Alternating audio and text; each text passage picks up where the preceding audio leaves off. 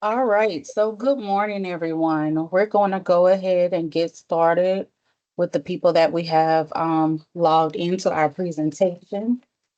Um, we hope that others will join us soon. My name is Shalita Cushenberry, and I am the Accessibility Services and Title IX Coordinator here at RPCC. And today we will have Dr. Blunt join us to deliver us information about depression. And so today's webinar title will be or is My Mental Health Matters, Understanding Depression, exploring the causes, symptoms, and solutions. And so we wanted to provide you guys with this webinar before the holidays because we know that the holidays can be a tough time, especially if we are, going through some things mentally or if we've lost loved ones. And so we want to make sure that before you enter the holiday season, that we provide you with some tools and resources that you could refer to should you feel like you're heading into depression, or if you know of someone who is currently experiencing depression, and you'll have some tools that you can use to assist them or to identify when depression is on a rise. So, with all of that being said, I'm going to turn it over to Dr. Blunt, who is a licensed psychologist, right, Dr. Blunt? Just a therapist, licensed therapist. Okay, all right. So, and I'll let him take it from here. All right, great morning. Thank you so much. Can everybody hear me okay? I like to use the chat feature quite a bit because I like to be a little interactive. So if you can hear me okay, just give me like a thumbs up or something.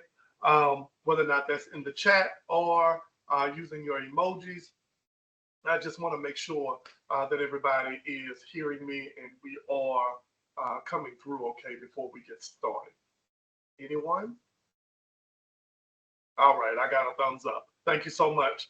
All right, so I'm on the screen right now. Just wanted to kind of introduce myself, and then I'm going to jump off screen so that you can see just the slides.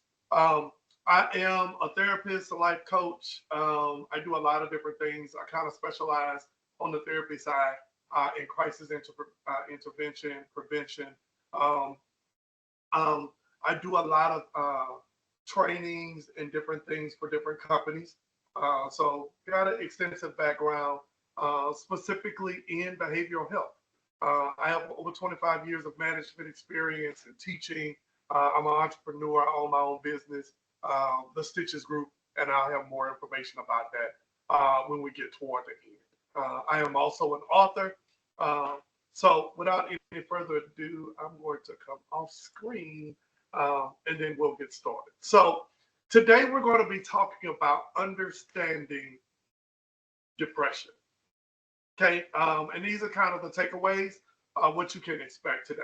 Those are gain insights into what depression is, including the types and common symptoms. We're going to learn how to identify the signs of depression in not just yourself, but also in others. We're going to discover some practical tools and techniques to manage depression symptoms effectively.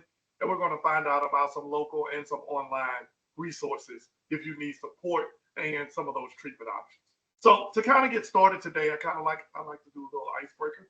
Um, when you hear the word depression, everybody just jump to the chat for me for a moment. When you hear the word depression, what's the first thing that comes to mind? Put it in the chat. First thing that comes to mind when you hear the word depression. We're going to give you about 30 seconds to give you some feedback. Dark room. All right. Sadness. Feeling down. Someone agreed with sadness.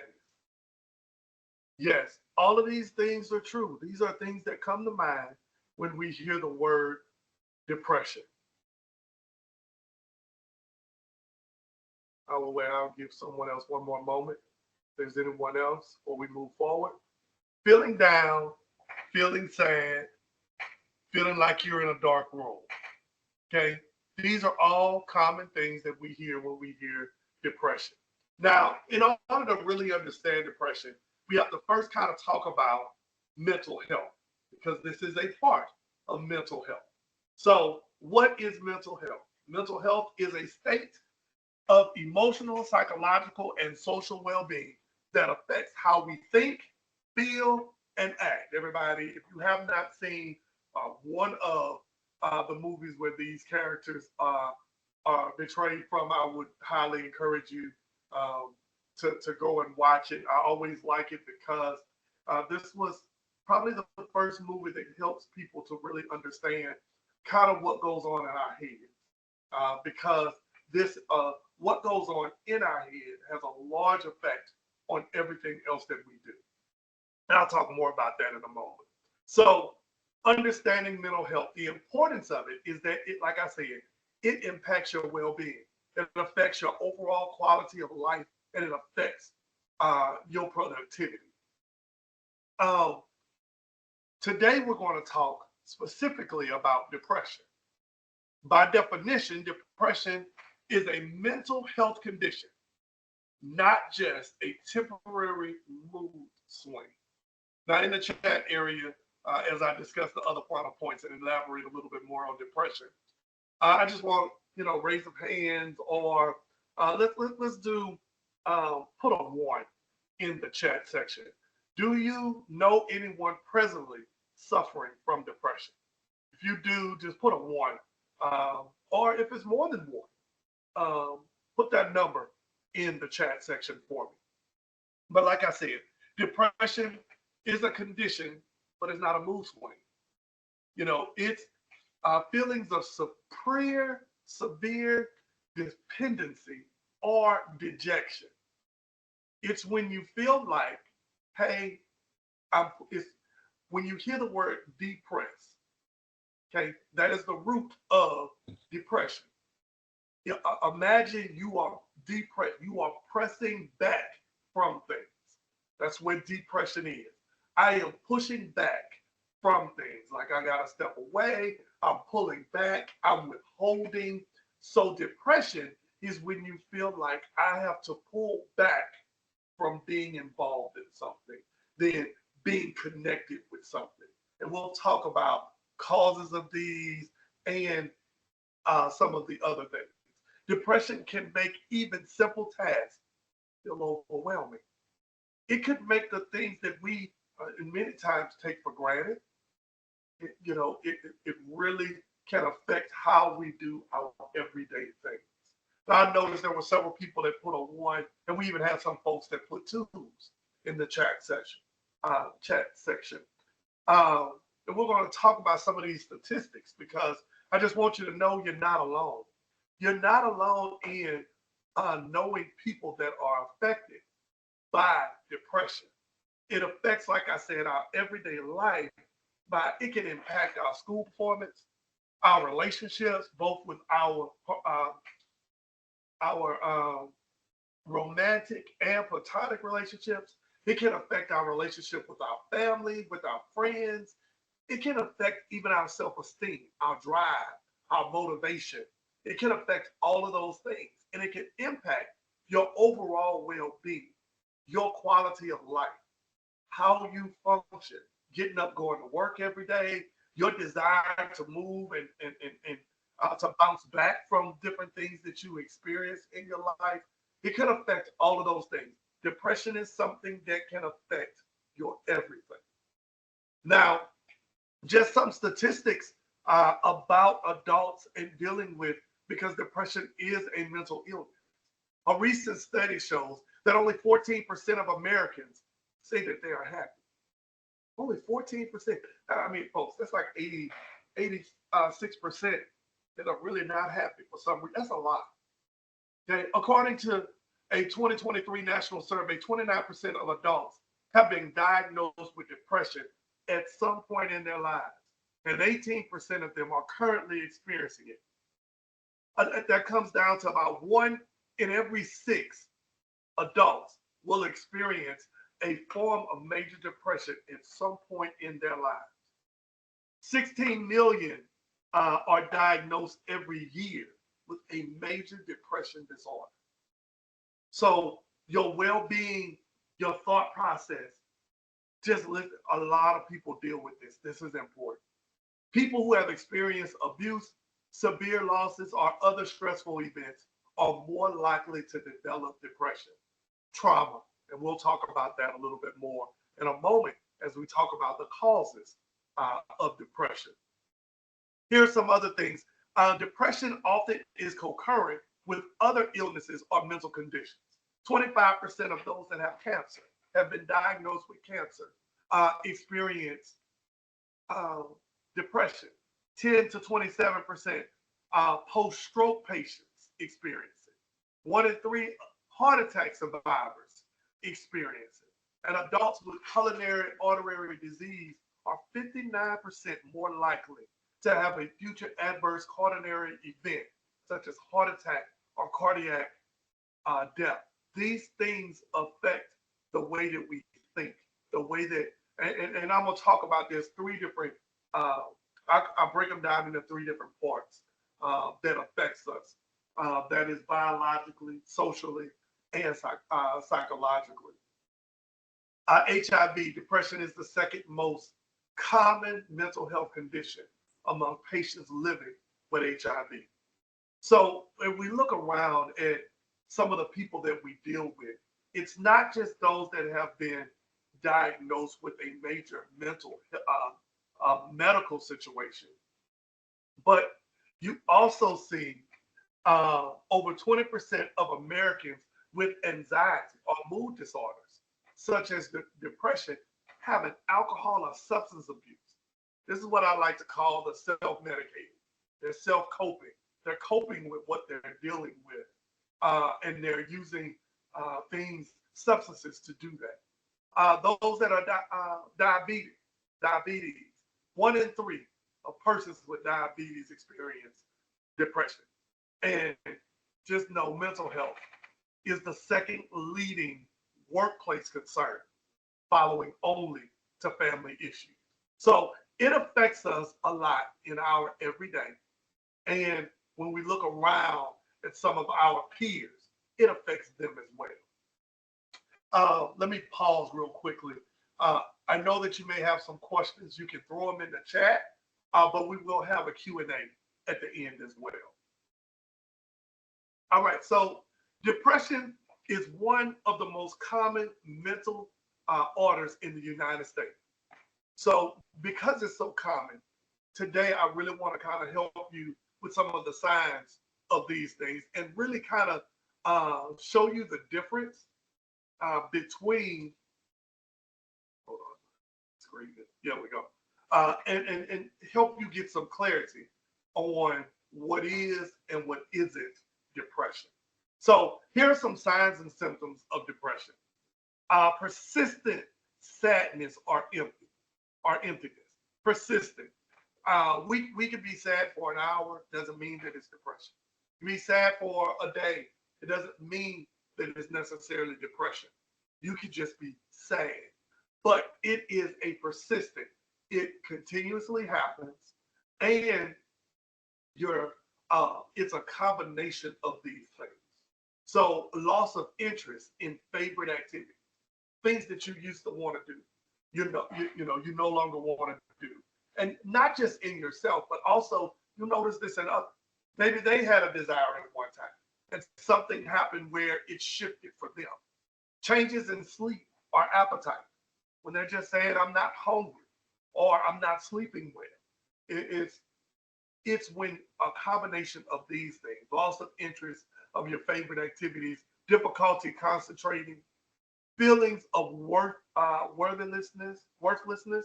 You listen to the conversation. They start feeling like nothing's going to get better. They start feeling like they should not be honored or they should not be given credit for anything, or they feel like they can't do anything right. These are things to listen to. Always feeling fatigued or low energy.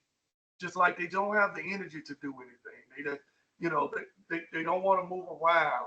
They're irritable, or they have dramatic kind of mood swings. One moment they're one way, next moment they're completely different. And I always encourage folks not pay attention to your friends, pay attention to your circle. When someone just starts acting dramatically different from what you're used to hearing or what you're used to seeing from them, these are things to pay attention to. Uh, Thoughts of death or suicide, whether or not that's in yourself, feeling like things are not going to change, things are not going to get any better, or when you're listening to your friends or others when they start talking about what life would be like without them here. They start giving away things. These are all things to pay attention to. Say, hey, it's not just something to brush off. It's not something to just say we're not going to worry about it. But this is something to actually take the moment and say, hey, let me pay attention to this, because this is something that is serious that people live with, and people have to. That it's not lost hope. There is hope for it. There is treatment for it, but you gotta pay attention to when these things are occurring. This time of year, before I get into the next slide, this time of year, for so many, this is one of the hardest times of year because we're going into the holiday season, and where a lot of us are dealing with, or a lot of our uh, friends or family are dealing with maybe a lost loved one. This may be the first holiday season that they don't have them, or this may be and learning how to deal with not having them around. They're used to a lot of traditions and a lot of the way things have always been, and this shifts that. It causes it to be different. And learning how, depression is part of the mental health circuit that I put along the line of learning not how to get over, but learning how to live with. I'll pause there because I want to make sure you understand the difference. Learning how to carry. Sometimes when you hear people, they're just like, you just need some time, you'll get over it, and you'll get past it. But it's not something that you get over or you get past. It's something you learn how to carry. It's like you learn how, like you put a book sack on, you learn how to carry it with you. It's not that, hey, whatever has caused it is just going to go away, but we're learning how to live with what has transpired. That is why it is key to not ignore depression, but hey, address it and get proper treatment for it. How can we tell the difference between being down or being depressed? So being sad, like I said earlier, maybe an hour just for the day or for the week, occasionally feeling down. Whereby depression, as long as you can remember, or as a persistent sad, they just they're just constantly that way. It could be a result, being sad as a result of a significant emotional event. I call it when you experience a C, S-E-E, a significant emotional event, whereby depression, on the other hand, is no clear reason for the feelings of sadness. It's just there and it's persistent, it's constant. You're more inclined if you're sad to just spend some time at home alone, relax, and to avoid friends. Whereby depression, you is more of a permanency of not wanting to engage with not just them, but you're unmotivated to engage in any basic life care, basic life self-care. Things like, the brushing their teeth and putting clothes on when you get to the point where you're no longer wanting to do the things that they were just natural to you. Get out, brush your teeth, put some clothes on.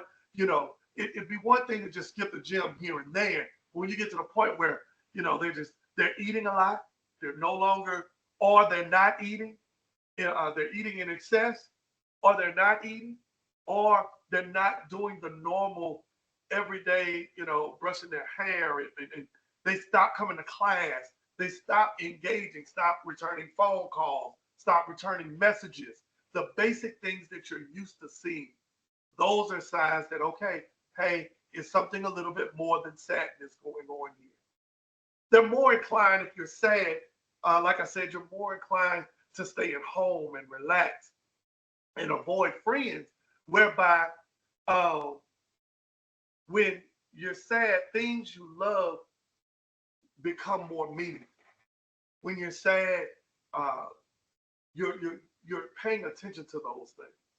Whereby when you're depressed, the inability to gain pleasure from usual resources, things that normally bring joy, they no longer bring joy. They're not wanting to engage. They don't care about things that you know they typically would care about. These things are important to pay attention to. Common types of depression. The most common, like I said, 16 million folks are diagnosed with this every year, is major depression, a state where dark mood is all consuming and one loses interest in activities, even ones that usually are pleasurable. Okay, again, extended period of time. All right, and it's persistent. Persistent depression disorder. It's low mood that has lasted for at least 2 years. All right, for at least 2 years. So remember, I told you so many people are diagnosed with major, but when it comes to persistent, it has to be that 2 year time frame. Then there is bipolar disorder. This is a form of depression. It's episodes of usually extreme highs or extreme lows. They're going extreme in extremely high energy or activity. I like to call it a lot of times, it could even be reckless activities. Things that you just notice that it's they do things that put their lives at risk. You know, they all of a sudden they want to go skydiving. All of a sudden they're driving as fast as they can on the interstate. They're doing things that are outside of their normal behavior. I want to encourage you to pay attention, not just to yourself, but pay attention to others.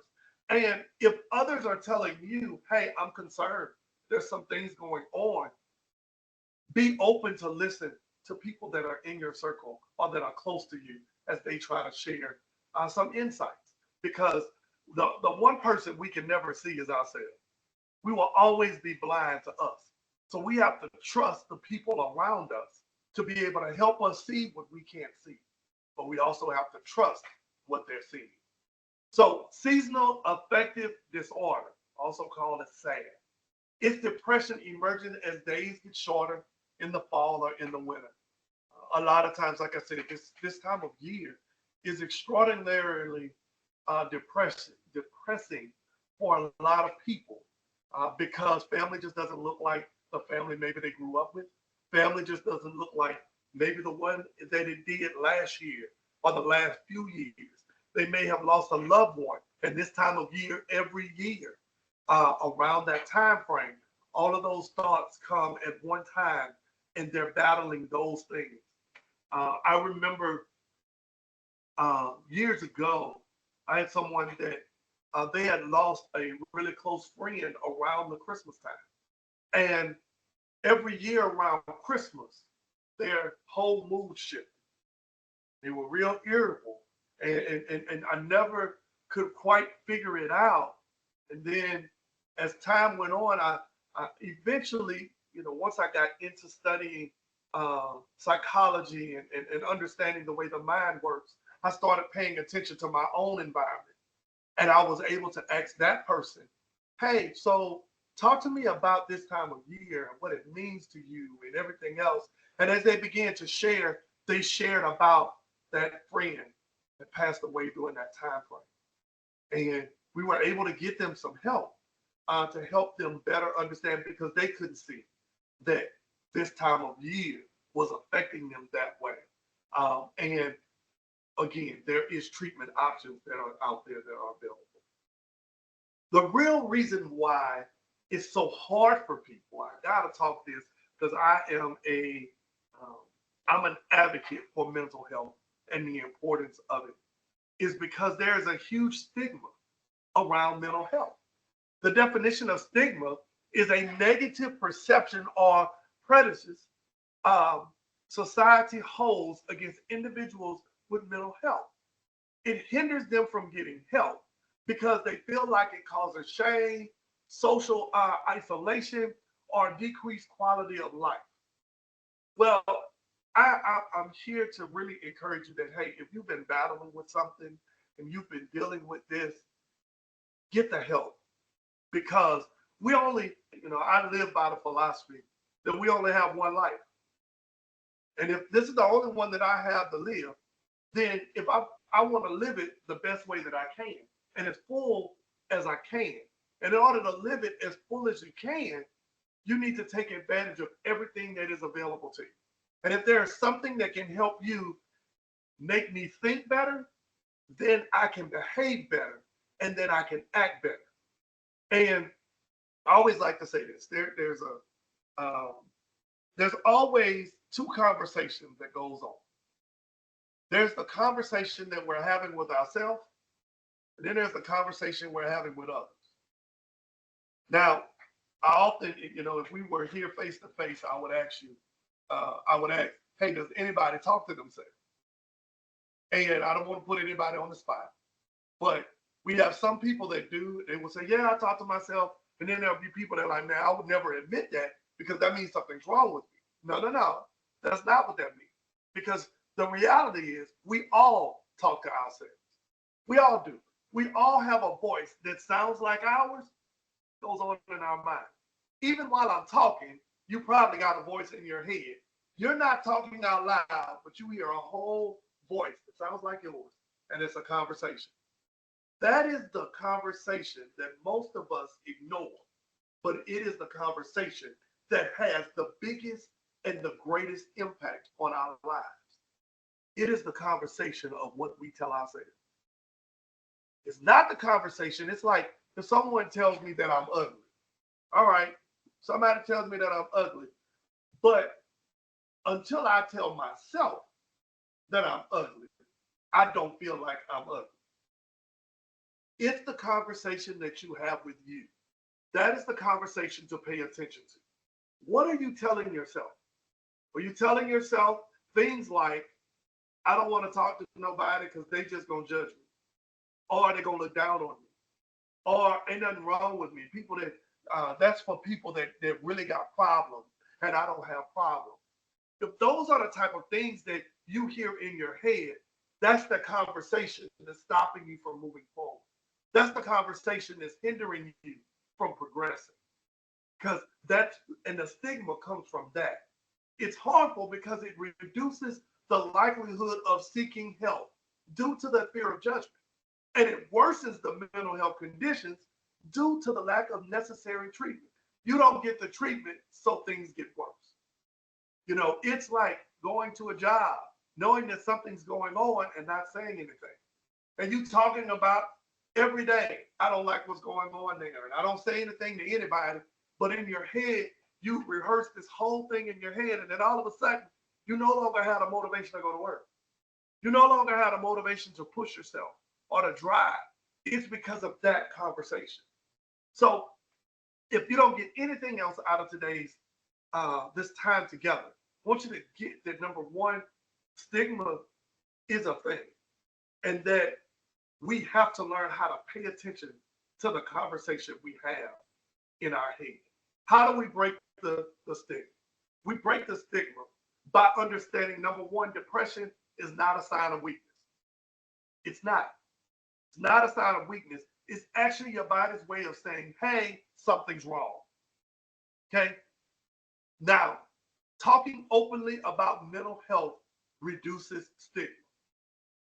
Talk about it. Bring it up. If you see one of your friends and they don't seem like they're themselves, ask them, hey, you don't seem, don't just say, are you okay? Because people will tell you all the time, yeah, that's fine. I'm all right. And you can tell they're not necessarily all right.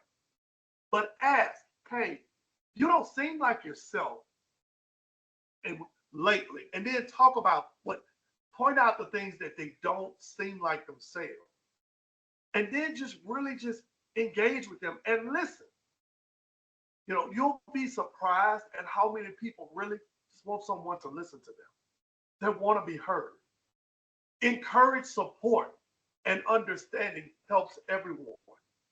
Be encouraging to them. So you know what? Hey, it may like be like that right now, but it may not always be like that. Okay. Another thing is, and I'll talk more about this in a moment, is ensure adequate sleep, a healthy diet, and a positive social relationship. These are all things that help in breaking the stigma. Hey, we gotta talk about it. Call a spade the spade. All right. If you see something that's off, say something. It's like the whole safety saying. If you see something, say something. Same thing goes with mental health. If I'm not being who people are used to seeing me be, I want the people in my circle to say something to me. And it's our responsibility to do the same for others. If we see them, go out and say something. Go to them and say, hey, you just don't seem like yourself. This is how you can help. Listen without judgment and show empathy. What is empathy? It's not just feeling sorry for them, but feeling moved enough to actually go out and do something out. Having empathy, understand where they're coming from, and then turn it around and say, hey, I might not know what to say. Let me get somebody that does. Find a professional, a qualified mental health services. I encourage you that everyone should have a mental health hotline. It'll be at the end of the presentation today. It should be keyed into your phone. You never know when you're going to be in a situation or you're going to come across someone who needs that. That, hey, even if you don't need it yourself, you need to have it, a quick dial for you to be able to get to so that you can help someone else. Support mental health initiatives in workplaces or in communities. Anytime you see something dealing with mental health, it helps to break the stigma by saying, hey, come go with me to this. I applaud all of you for showing up here today just to hear about depression and hear about these things, because this is part of supporting that. I can't give information that I don't know. So you need to be informed so that you know what to look for, and then you know what to do if you do come across it. So that's why this is important. Coping strategies for depression. So here's what you can do just for you and so that you can help others. I call it self-care strategies. Number one, physical activity. Regular exercise, it boosts moods. I was speaking to one of my clients recently, and I talked about, they say, hey, I used to go walking every day. I'll go walking for like 30 minutes. That is what's recommended, 30-minute walk every day. It helps your blood to flow. It boosts your mood. Being physically active on a regular, they say at least 3 days a week, that helps you self-care. It helps to clear your mind. Meditation, breathing exercise, or mindfulness helps to reduce stress. Taking a moment, doing some breathing exercise. And I always like to pause and give you three how you can do a breathing exercise just by yourself. You take 3 breaths in. Okay, 3 breaths in through your mouth, breathe it out through your nose, and you count it out. So let's do that one together. Okay, I'm gonna come off the camera real quick so that you can see me as I do it. So if we were to do it, I would take a deep breath in, hold it for 3, let it out. And then I would do it again. Deep breath in for 3, 2, 1, let it out. In through your mouth, out through your nose. I encourage people to do that probably about, do it about 5 times. And every time that you breathe out, I want you to breathe out, completely allowing as much of the air out of your lungs and relax. Okay, even close your eyes when you do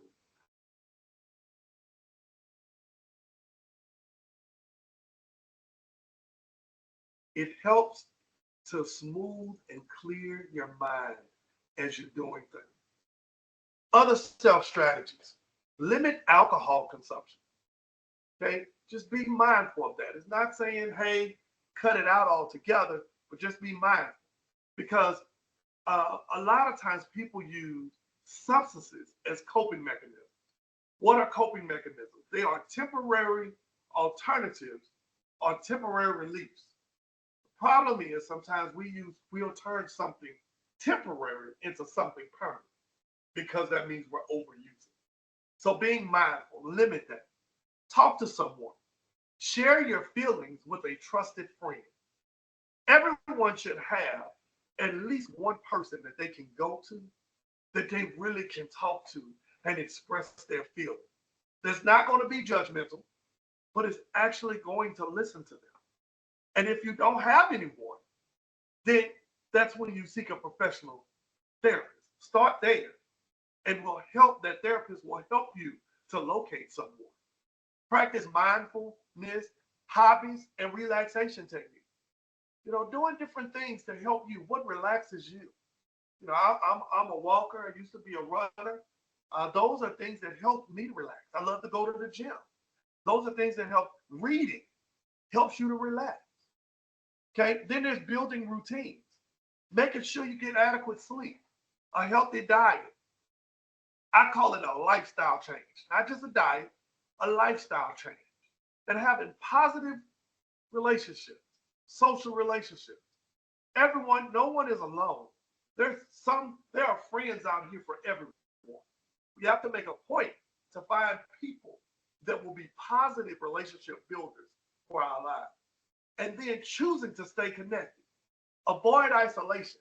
Spend time with those supportive friends. Okay, being mindful of those things. Set small, manageable goals. These are some other things that you can do. Limit screen time and social media. Don't get so consumed. The overuse of anything becomes abuse. Okay? Engage in creative outlets such as art, music, and journaling.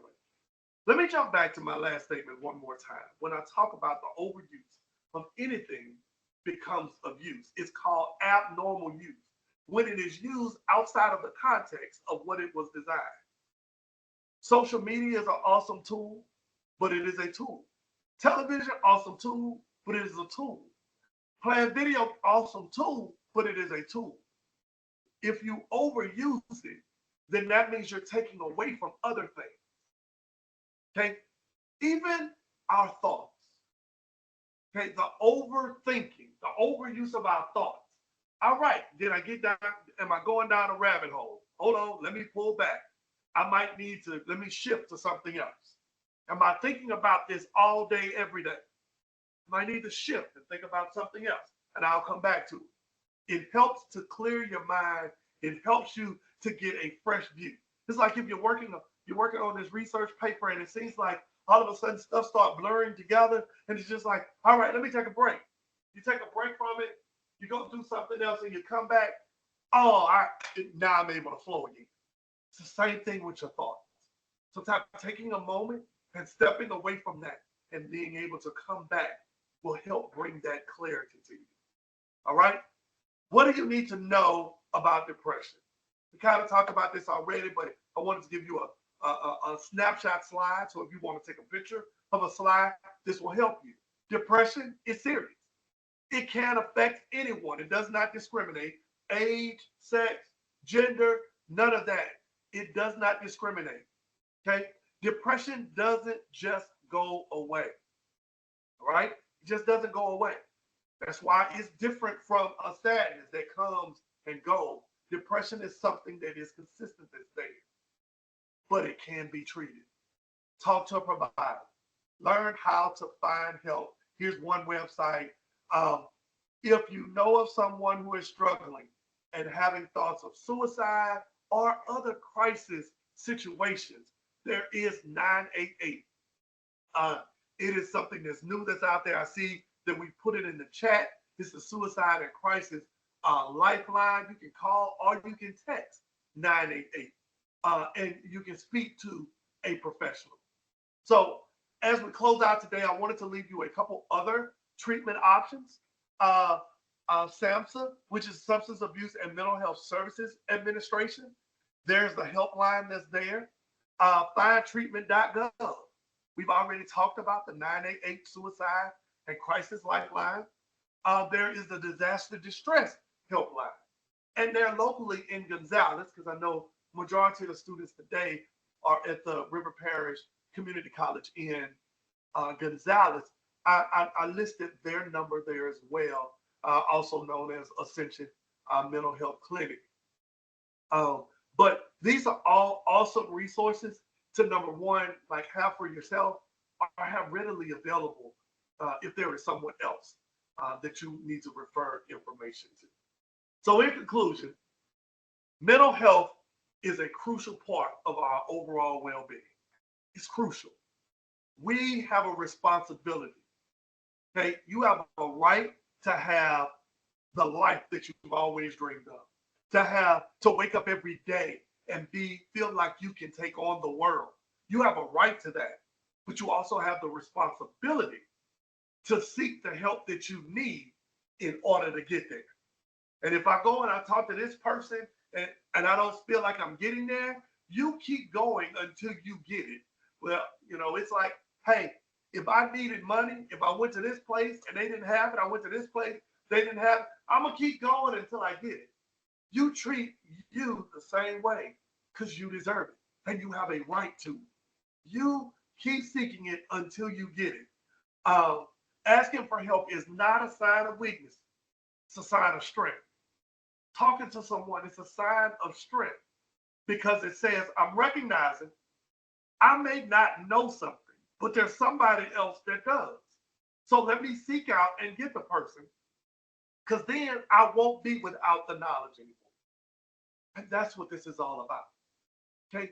Like I said, when I opened up saying you only get one life, only get one. You have a right to enjoy it. You have a right to, regardless of what has happened and what has transpired. I always like to talk about and I meant to mention this earlier. There's no one cause of depression. I like to put them in categories of biological, social, or psychological. Okay, biological genetics does play a part. Sometimes you might have a family member who has suffered from depression or who's had some mental health battle. I talked about the diabetes, the heart disease, or thyroid disease, those different things, hormonal, maybe a pregnancy or menopause, different things like that may be a direct cause of it. But then there's also social, in which it has to do with some traumatic event that you might have experienced. Remember, I said the C, like a significant emotional event. Limited resources. Maybe it was, a lack of food, lack of health care, lack of, proper medication. Those things contribute to our thought process. Social circles and who we deal with, not having healthy people in our circle. And then there's the psychological, which we talked about also today, which was the negative thoughts. And that's where you seek out a professional that can help you with those negative thought patterns to help you learn some techniques and some tools to get positive thought process going on in your mind. That's what cognitive behavioral therapy is all about. And then there's problematic coping behavior that we also talked about. Avoiding people, substance abuse and things of that nature that could cause problems. And then there's the treatment, lifestyle changes, eating healthy, exercising, and getting the help, checking on your friends. It's not a sign of weakness. It's a sign of strength. So that is some information on uh, depression. I want to thank you for tuning in. We're going to open up the floor for anyone that may have questions. Any questions? Whether or not you want to put it in the chat or you want to jump off of mute or raise your hand, we want to open up the floor for anyone that may have questions. I don't think that they can unmute themselves because of Okay. the way the webinar was set up. So if they want to drop their questions in the chat, I'm monitoring the chat and I'll read those questions off so that Dr. Blunt can answer them. Awesome. Please. Or, not just questions, feedback. If this was helpful, informative. If you got something stood out to you, please put that in the chat. Yes, please do so. And while we're waiting on those comments or questions that you guys may or may not share, I also want to mention to you all that we'll have more of these types of sessions that will occur during the spring semester. So if you could please add them to your calendar and then be on the lookout for these events that will be happening in the spring semester. We'll have on January 21st, we'll have a mental health stigma session. On February the 18th, we'll have the stress management. On March 11th, we'll have anxiety disorders. And then on April 15th, we'll have a presentation about self-care. So if you guys want to participate, please do. I can drop that information in the chat as well for you all so that you can attend. Okay, awesome. Look, I did put my contact information Yeah. also in sharing. I always, whenever I do a presentation, I always, I have my social media hashtag or also in the different things that we do. I always like to ask for feedback. Uh, what stood out? At least three things. I need three people. So give me one thing that may have that you learned, you picked up out of the presentation. That is always something that we look forward to doing to make sure not just that we're meeting the objective, but also to make sure we're being informative to folks. So the chat is open. Looking for that. For those that for those others, thank you for this opportunity. Thank you for tuning in. Um, Outside of those comments, Ms. Cushionberry, I'll turn it back over to you. All right. So it looks like we don't have any other questions or comments as it relates to today's presentation. So again, I want to thank y'all for attending. And as I mentioned to you before, I'm going to drop those dates and times for those future sessions into the chat so that you guys can refer to them. Thanks you so much. Happy holidays.